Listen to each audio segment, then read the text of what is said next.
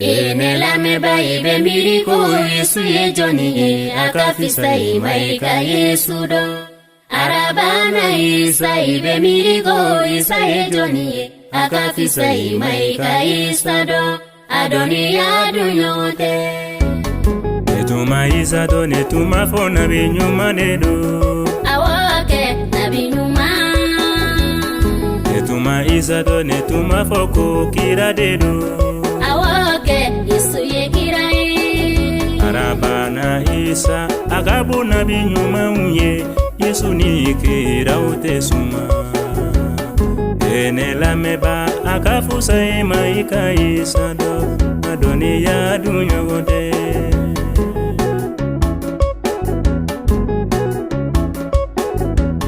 Netuma Isa do netuma fo Maria madengedo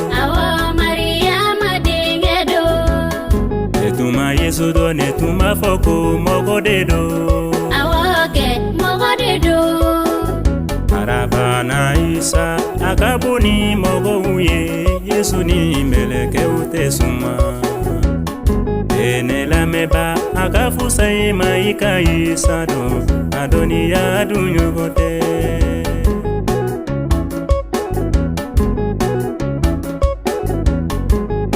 Yesu do Yesu debe jurumu yafa Yesu debe jurumu yafa Ima Yesu do Yesu debe kisilike Yesu debe kisilike Ima Yesu do Yesu de arijene siraye Yesu de arijene siraye Enela meba akafisa imaika Yesu do Adonia dunyogote Enela meba ibe miriko Yesu ye joni akafisa imaika Yesu do.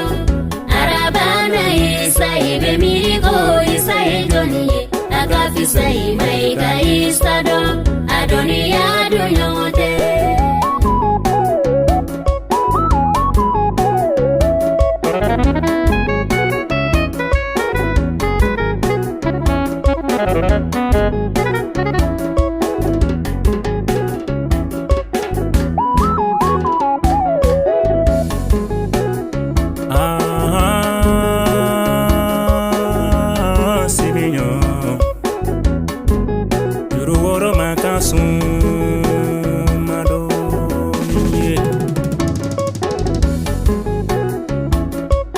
Bibulu ya kala Yesu kula chugumina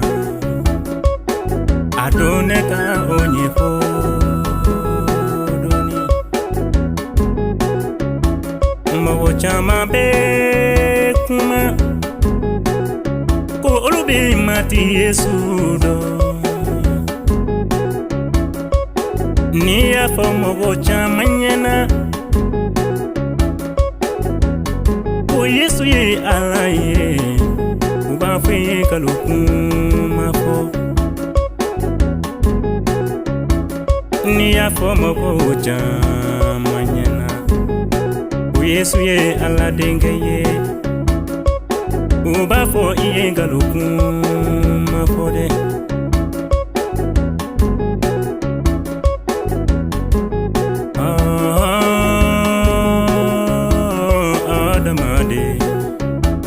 Idunga dongila medoni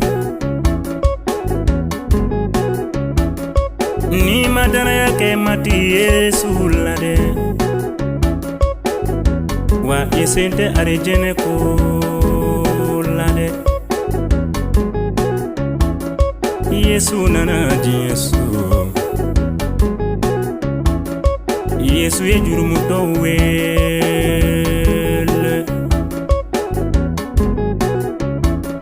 Ne la meba Iere bado iye jurumuto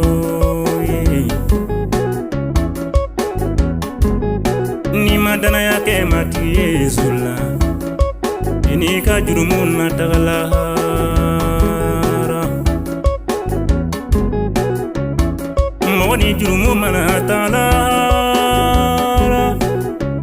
Edu sente arijene kulatu Ikadana yake mati Yesu la sinake arijina deyide ene lameba akafusa imaika Yesu do adoniya dunyode ene lameba ibe miriko Yesu yejoniye akafisa imaika Yesu do arabana isa ibe miriko isa yejoniye akafisa imaika